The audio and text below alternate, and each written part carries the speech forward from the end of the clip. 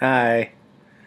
Well, I got a sick kid at home, and actually, I'm starting to get sick too, and face kind of messed up. So, and my dog's barking, and I'm snapping at her. Want to see my dog quick? She'll look kind of messed up too. This is Josie. Hi, Papa. Anyway, I'm home today. I wanted to record a quick little video about last night's reading. My dog wants to jump up in my lap, and if she does, it's going to be bad news for her. I know, now she's crying. I wanted to kind of just go over what the reading was about, talk about some important quotes. There's some good stuff here if you're interested in jotting some quotes down as we get ready for paper. Here she goes. Hey. I felt like going. Anyway, if you could open up to page 9091. So as we've been getting further and further into the book, we've been getting kind of each character's backstory that we didn't really have from the beginning. We've kind of known the basic plot of the book. Jacob acquiring slaves, and then going from farmer to trader, and building a house and dying, and then sending Florence to find the blacksmith. But we're finding out all these background stories, and on today's reading, we find out about Rebecca's background story. So, as she was contemplating what to do in terms of allow her father to send her over to get married, whatever, on the bottom of 90, between the warning of immediate slaughter and the promise of married bliss, she believed in neither. Yet without money or the inclination to peddle goods, open a stall, or be apprenticed in exchange for food and shelter, with even nunneries for the upper class band, her prospects were, and this is a good thing if you're writing about role of women within the book or the orphan situation within the book, her prospects were servant, prostitute, wife. And although horrible stories were told about each of these careers, the last one seemed the safest. The one where she might have children and therefore be guaranteed some affection. As with any future available to her, it depended on the character of the man in charge. So, I mean, basically, she saw for her life she could either be someone's servant or a prostitute or a wife. And she figured, what the heck, the best shot I have at happiness is being a wife, because then at least I can have kids. And we've seen that didn't really work out for her. Going on to, we get some of the background story on when her daughter Patricia died and how painful that was for her. So we're getting some more of the backstory to find out, you know, as with all these books we're reading, how we get from the beginning with the character to the way the character is at the end. And this had a very profound impact on her. It really kind of messed her, especially since she had to bury this child twice because it was so cold in winter they couldn't do it the second time. Lena, at that point on page 93, comes and helps her. And yesterday in class I kind of talked about how Lena basically kind of made the world make sense to her. After the fire and after the smallpox and everything, she kind of took, you know, bits of wisdom and knowledge from Christianity, from her native religions, and she also just made some things up. And she basically tried to do that for Rebecca too. 93. At dawn, in the light snowfall, Lena came and arranged jewelry and food on the grave, along with the scented leaves, telling her that the boys and Patrician were stars now, or something equally lovely. Yellow and green birds, playful foxes, or the rose-tinted clouds collecting at the edge of the sky. Pagan stuff true, but more satisfying than the I accept and will see you at Judgment Day prayers Rebecca had been taught and heard and repeated by the Baptist congregation. And as you see a little bit later in this reading, Rebecca actually reflects on that and uses the phrase, her kids are rose-tinted clouds, when she's in the scene where everything suddenly gets silent around her and she's just kind of overcome by loneliness. Going on a little bit, on page 95, 96, and a couple pages after that, go to page 96. This is Rebecca's story on the boat. And this is an important scene, again, if you're writing about women or things like that on the boat, because on the boat, this group of women, some of whom were sent away for being a disgrace, some of whom were sent away for prostitution, some of whom were sent away for they had to pay off the indentured servitude of their parents who passed away. They were sent across for all kinds of reasons, but they were all put together in the bottom of the boat by the animals, alone. But these women had a very strong impact on her. On page 96, together they lightened the journey, made it less hideous than it surely would have been without them. Their alehouse wit, their know-how laced with their low expectations of others and high self-approval, and that's big, because they knew other people didn't approve of them, but they believed in themselves. Their quick laughter amused and encouraged Rebecca. If she had feared her own female vulnerability, traveling alone to a foreign country to wed a stranger, these women corrected her misgivings. And the thing is, it works on the boat, because it's a contained place. So, in the same way that it does work on the boat, it doesn't work on the farm once Jacob passes away.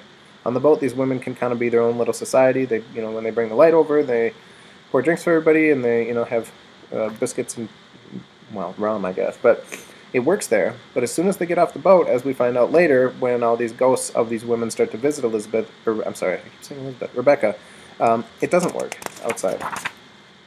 Going on a little bit, go to page 103. This is where Rebecca finds out, and again, this is more backstory, this is where Rebecca finds out about her husband's change in profession and going from just being a farmer to being a trader. As the sons died, and this is on 102, as the sons died in the years past, Jacob became convinced the farm was sustainable but not profitable. He began to trade and travel. And so he would go away for long periods of time, which made Rebecca really lonely, but he would keep coming back with gifts for her. On 103, tales of his journeys excited her, but also intensified her view of a disorderly, threatening world out there, protection from which all he alone could provide. If on occasion he brought her young, untrained help, he also brought home gifts. A better chopping knife, a hobby horse for Patrician. And those are practical gifts. Those are things you can use. But it was some time before she noticed how the tales were fewer and the gifts were increasing. Gifts that were becoming less practical, even whimsical. Things that they didn't need. And Rebecca really had prided herself on being, a common, regular person who didn't need a lot of things. And all of a sudden Jacob starts showing up with more and more fancy things, which aren't really practical on a farm. A silver tea service, which was put away immediately. A porcelain chamber pot, quickly chipped for by indiscriminate use. A heavy worked hairbrush for hair he only saw in bed. A hat here, a lace collar there, 4 yards of silk. Rebecca swallowed her questions and smiled. When she finally did ask him where the money was coming from, and this is big because this is going to relate to when she gets sick later, new arrangements, and handed her a mirror framed in silver.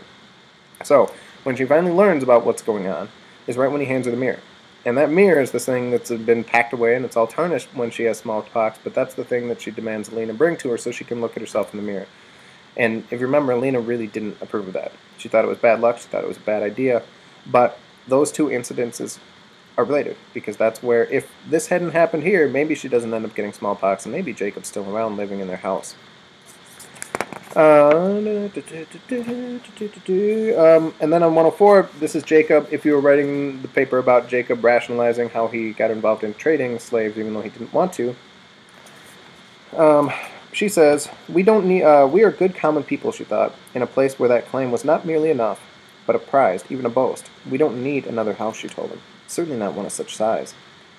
Need is not the reason, wife. What is, pray? Rebecca cleared up the last dollop of lather from the blade. What a man leaves behind is what a man is. So basically what Jacob has done is he is equating his wealth, his property, his land, all his stuff with who he is. Okay, and that's a big change from the way he was earlier in the book. So if you're kind of tracking his progress, page 104 is a good thing to look at. She says, Jacob, a man is only his reputation. And if you remember back to Puritan stuff, that's very puritanical thinking. People were really worried about the surface opinions and the way people viewed them because they wanted to be able to demonstrate they were going to heaven. Understand me. He took the cloth from her hands and wiped his chin. I will have it. And then, as soon as this starts, going down 2 sentences, the fever of building was so intense she missed the real fever, the one that put him in his grave. So we get a link between the illness of materialism, or the sickness of wanting to acquire as much wealth as he could, and the actual sickness of smallpox that he develops. Then, if you go into 106, this is where things get a little bit weird, because all of a sudden these women that she was talking to on the boat are back, but they're ghosts. And she's just hallucinating, one of the two. Now they hovered in the doorway or knelt by her bed. I'm already dead, said Judith. It's not so bad. Don't tell her that. It's horrid. Don't listen to her. So at this point where she's trying to gather strength and make a world that could work in the same way that the world worked on that boat, if that makes sense, she's visited by the goats of these people. The goats of these people. All these women who passed away sent their goats to come comfort her. I can't find anything more comforting than a goat. So maybe I'll find a goat and bring it into my kid's room and just toss it in the crib with him. Maybe that'll make him feel better.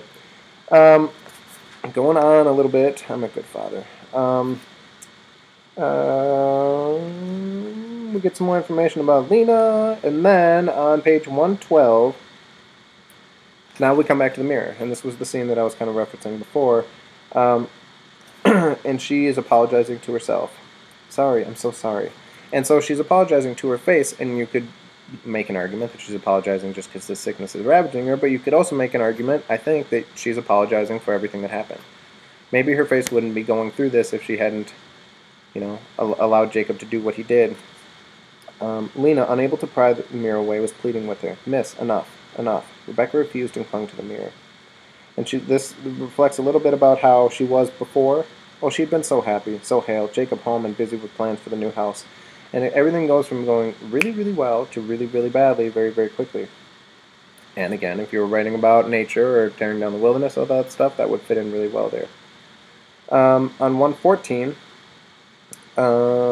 she is trying to rationalize to herself and explain to herself she's thinking about Florence going through the wilderness trying to find blacksmith. It would be all right, just as the pall of childlessness coupled with bouts of loneliness had disappeared, melted like snow showers that signaled it. Just as Jacob's determination to rise up in the world had ceased to trouble her, she decided that the satisfaction of having more and more was not greed, was not in the things themselves, but in the pleasure in the process. So, whatever the truth, however driven he seemed, Jacob was there. And so she's actually trying to rationalize in her own mind what happened at this point. So it's not greed because it's the satisfaction of working to get those things. But in the end, you still get the things, which is a huge change from the way she was prior to all this stuff happening. And on 116, we start to see, if you're writing about religion in the book, the way Christianity is portrayed, this would be a good start. Because this is where Rebecca, in a fairly desperate time, more or less on her deathbed, decides to become a very religious person and use that to try to get through. And then on right near the end of the chapter, 119, 120, we go back to Florence, and I think this is probably her second or third night she's been traveling, so she's quite hungry. And she still doesn't really know where she's going, but she's starting to get closer. So that's where we're at. You're going to read up to page 150 for tomorrow, and I can answer whatever questions you have at that point. But I'd highly recommend try to keep jotting some notes down as you go, because I guarantee you're going to thank yourself once you start writing an essay. So I'm going to go take care of my little guy and myself, and hopefully work on making my face not look like it does right now. It'd be embarrassing to come to school looking like this. I'm okay. I need a cup of coffee. So anyway, have a good day. Up to 150 tomorrow, and I will see you later.